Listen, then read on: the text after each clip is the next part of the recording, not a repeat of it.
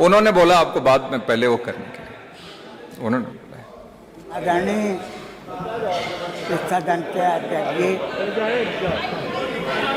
हम इस सदन में वेंकट चटर्जी का एक गीत वंदे मातरम का 150 साला जश्न मना रहे हैं।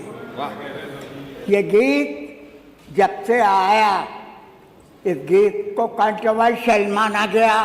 पूरे देश ने इसको कंट्रोवर्शियल गीत कहा, लेकिन लोग पढ़ते हैं, हम भी सुनते हैं। माननीय अध्यक्ष जी, माननीय अध्यक्ष जी, माननीय अध्यक्ष जी, आप बोलिए 1996 से इस सदन में हम आ रहे हैं। हमने किसी सदस्य को उसकी पॉलिटिकल पहचान से नहीं जाना। इस सदन का एक परिवार है, उस परिवार के एक व्यक्ति के रूप में जाना, अपना भाई जाना, अपना रिश्तेदार जाना। जब इस सदन में एक दूसरे पर खींचातानी होती है तो वो अच्छा नहीं लगता। लगता नहीं है कि हम एक परिवार के सदस्य हैं, ये नहीं लगता। लगना चाहिए, लगना चाहिए। ये कंट्रोवर्शियल इशू रहा है। 1997 में 96 में सदन बनी थी, लेकिन एक साल तक वो अंडर सस्पेंडेड एनिमेशन रही और 97 में सरकार बनी भारतीय जनता पार्टी की। भारतीय जनता पार्टी के बेसिक शिक्षा अधिकारी ने, अरे वो मंत्री ने सर्कुलर जारी कर दिया था कि वंदे मातरम स्कूलों में क्लास शुरू होने से पहले अवश्य पढ़ाया जाए। मुख्यमंत्री नदवतुल उलमा के रेक्टर थे मौलाना अबुल हसन अली नदवी, वो पूरी दुनिया में जाने जाते थे। उन्होंने एक लेख अखबार में दे दिया। मुख्यमंत्री जी ने लेख पढ़ा और उस सर्कुलर को उन्होंने खारिज कर दिया और मंत्री जी को उसकी कुर्सी से हटा दिया।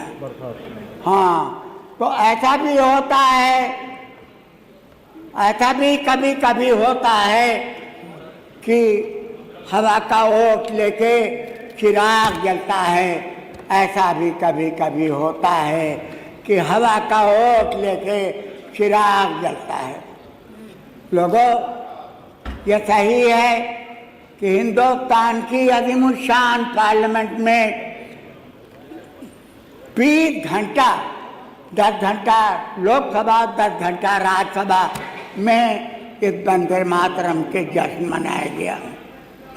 यहाँ भी हम मना रहे हैं, लेकिन मुझे भय लगता है कि जश्न के पीछे कहीं कोई बहुत बड़ा हादसा तो न हो जाए।